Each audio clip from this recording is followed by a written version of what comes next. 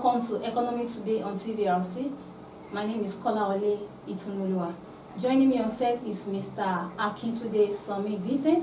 He's a lead analyst on TVRC and also an educationist. We are bringing to you another interesting topic today that says Nigeria economic issues. Nigeria economic issues. As we are all aware that Nigeria is a middle-income country with an emerging market and a mixed economy. Yet, the country is still faced with some economic problems. In fact, the economic problems in Nigeria have always been a discussion in schools, social platform, and even the national assemblies. But then, everyone knows where the problem is. It is because citizens and even leaders have failed to make things right.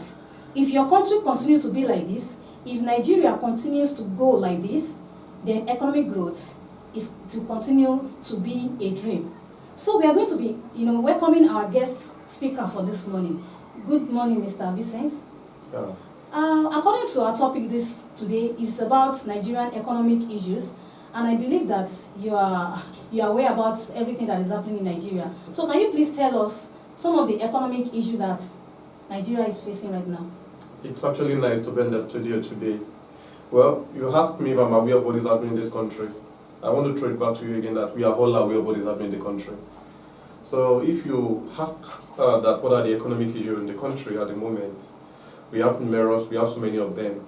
And the first one is what I call the over-dependency on crude oil.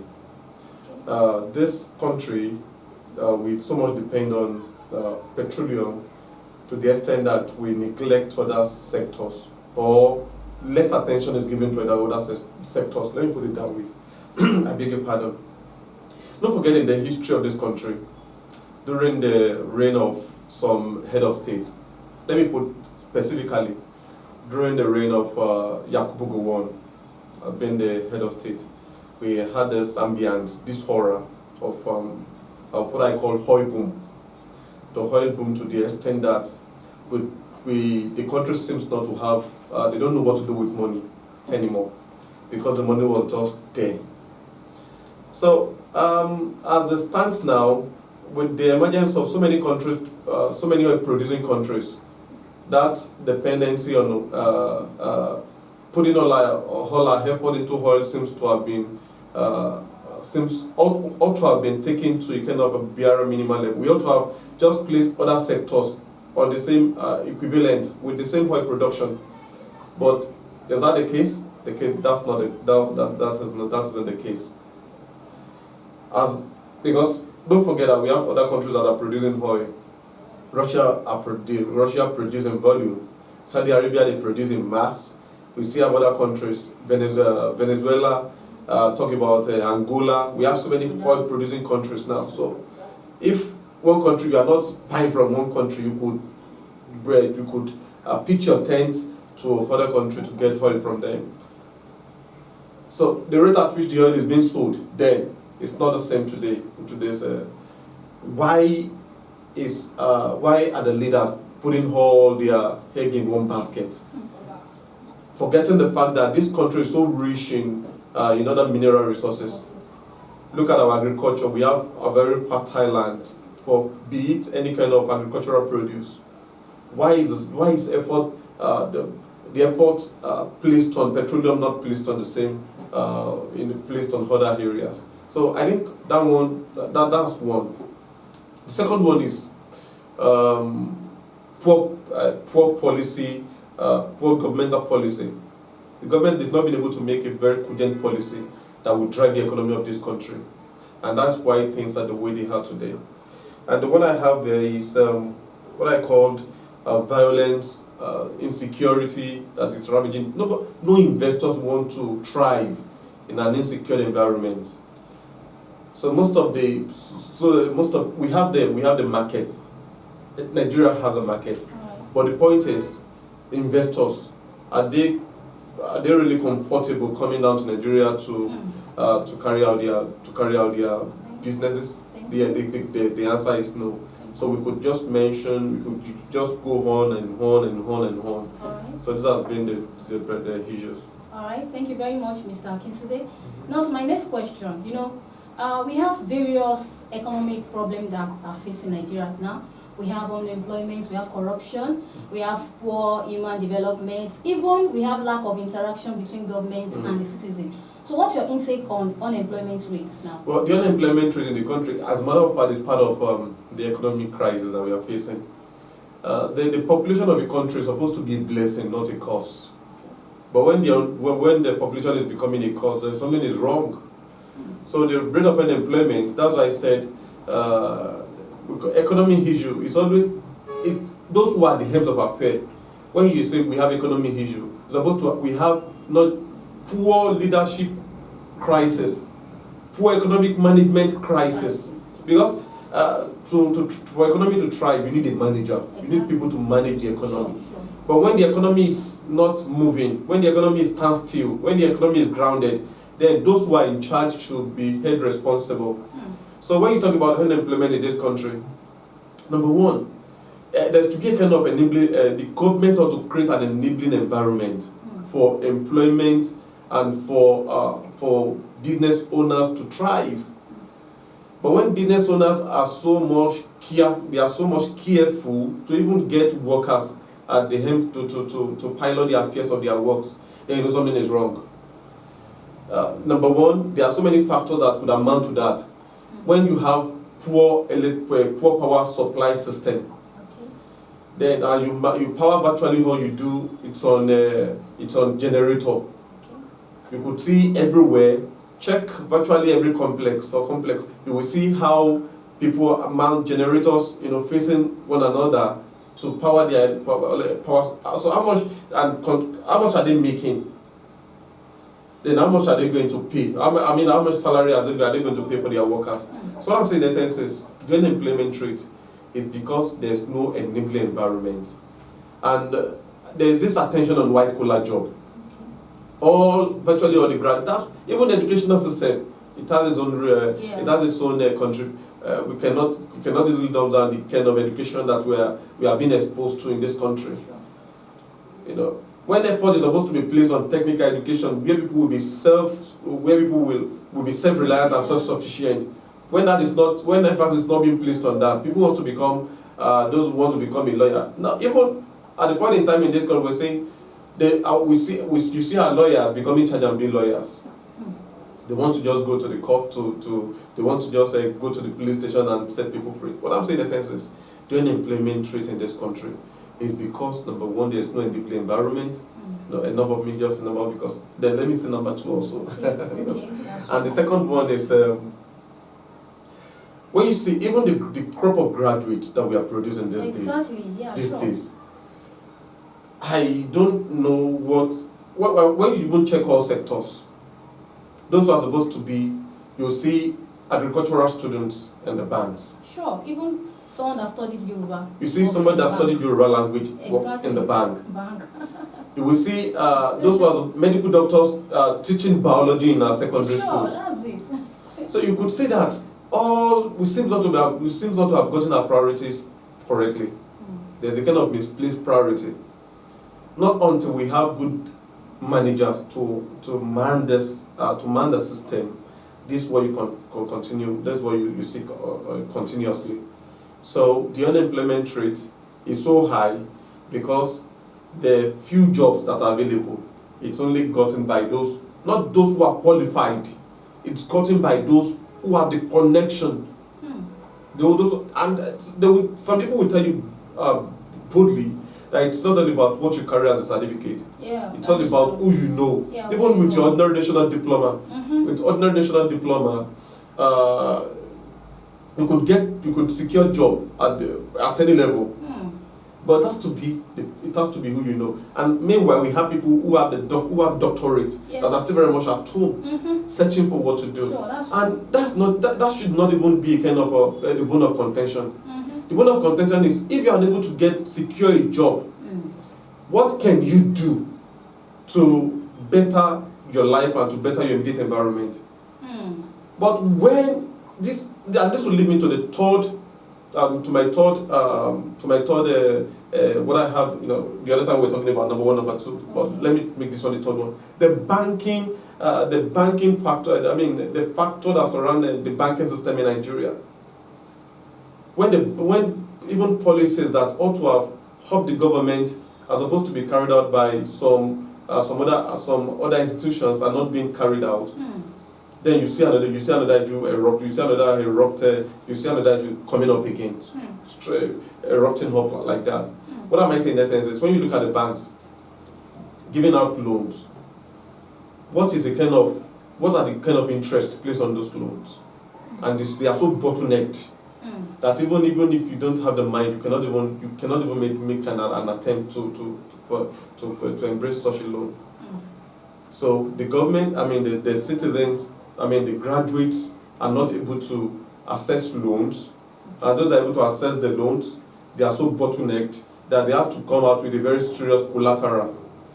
And if you are not given serious collateral, the one that they are doing now is that they are going to, if you are unable to make the payment date, your names, your addresses, they will all be placed on social media, and you see somebody calling every time, telling your friends, your family and friends that, do you know so is a criminal, is this and that, defamation of name.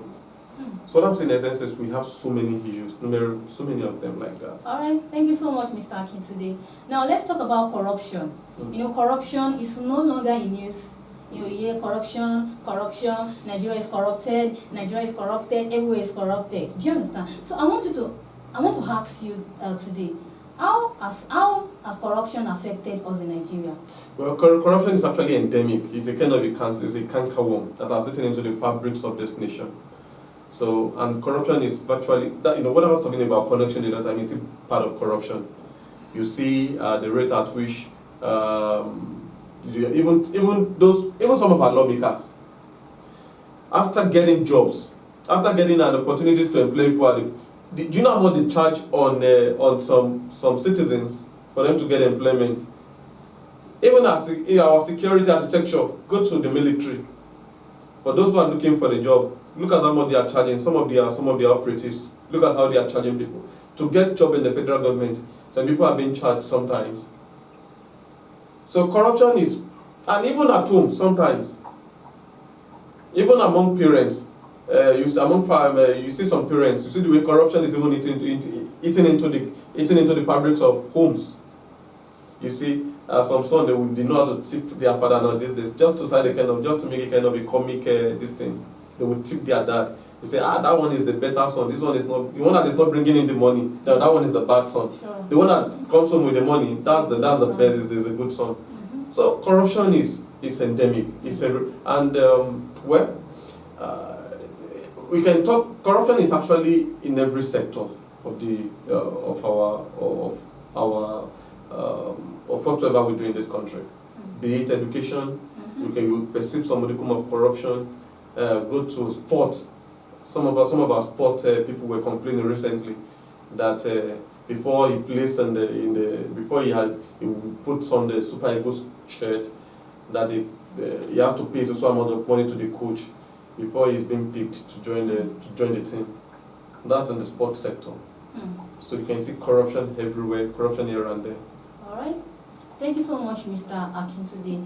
Finally, for today's program, before we draw the curtain, I would like to ask you one more question based on the unemployment issue.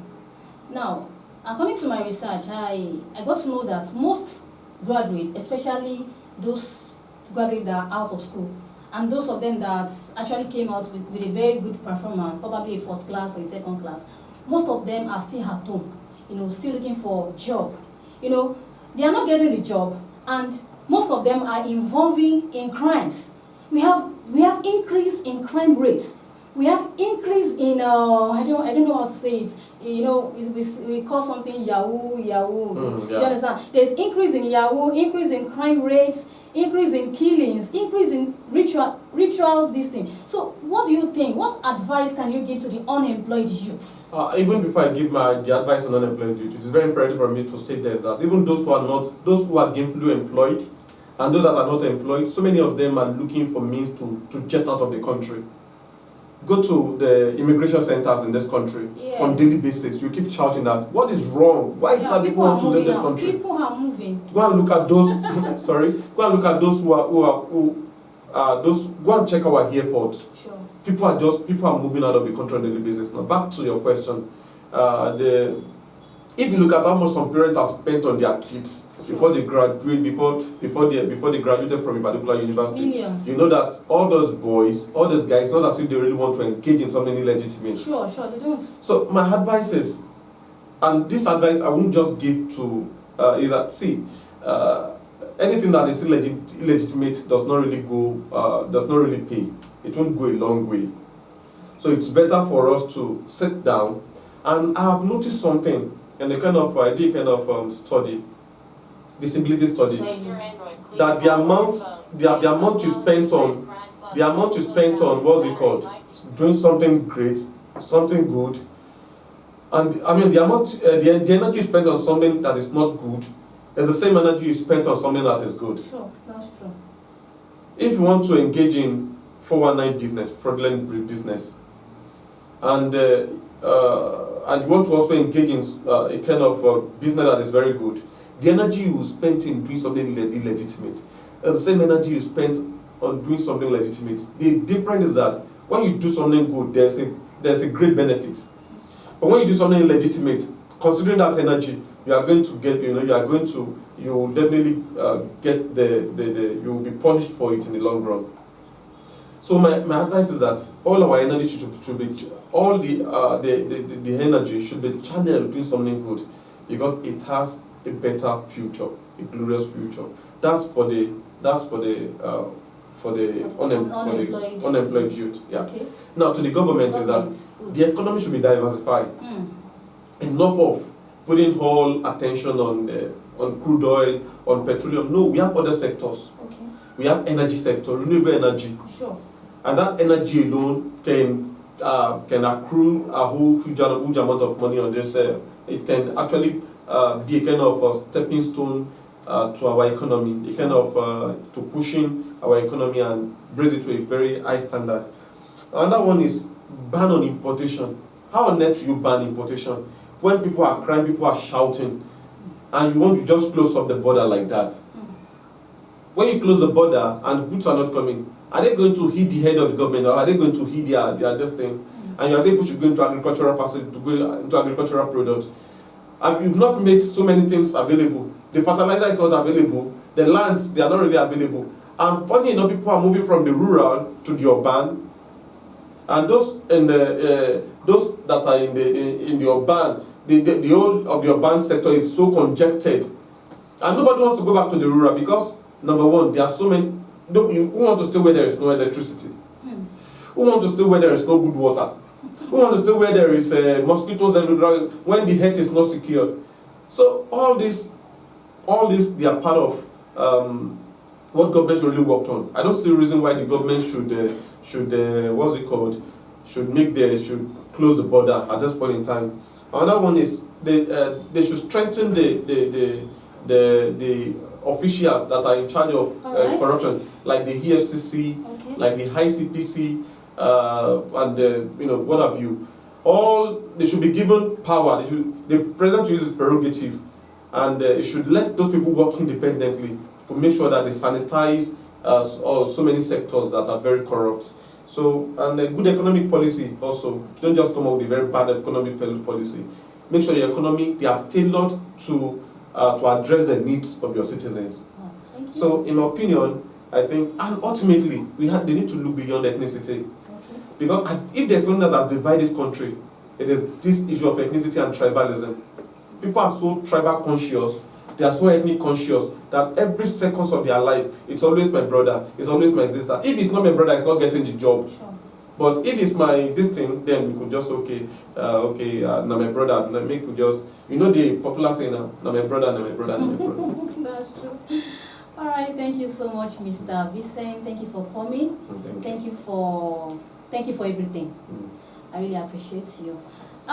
This is my advice to all the youths out there, that you should find something doing.